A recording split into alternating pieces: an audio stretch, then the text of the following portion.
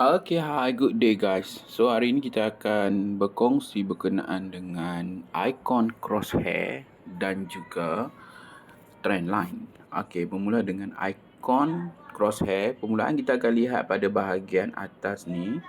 Okay, apabila kita tekan pada icon crosshair ni nanti, dia akan keluar satu tanda macam line ni. Okay, cross line. So di sini crosshair ni berfungsi untuk kita nak baca harga yang tepat. Selain itu juga kita menggunakan crosshair ni untuk baca masa dan juga candle.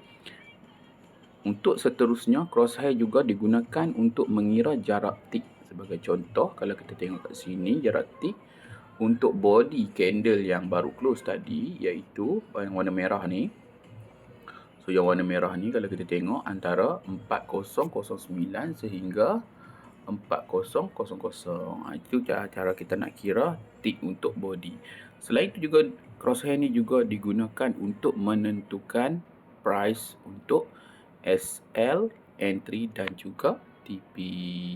Okey, so cara nak guna just tekan atas tadi ni. Kemudian apabila dia dah keluar line tu, terus kita boleh drag pada bahagian CQG apps kita. Okey, so kita boleh gerakkan dia ke kiri, ke kanan, ke atas dan juga ke bawah.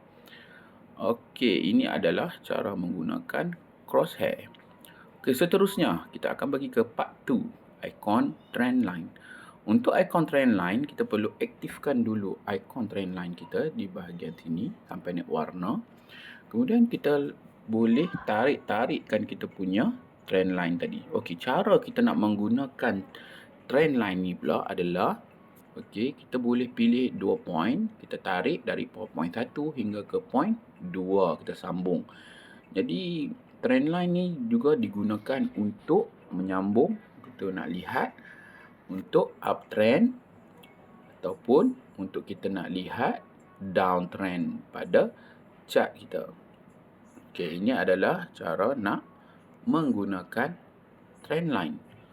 Okey, so dekat sini bagi yang berminat untuk nak menukarkan warna trendline tersebut, kita boleh tekan pada kotak warna tadi ni dekat atas ni dan kita boleh tukar mengikut warna kegemaran kita. Okey guys, jumpa lagi di next video untuk info-info tools dalam CQG seterusnya. Sekian, terima kasih.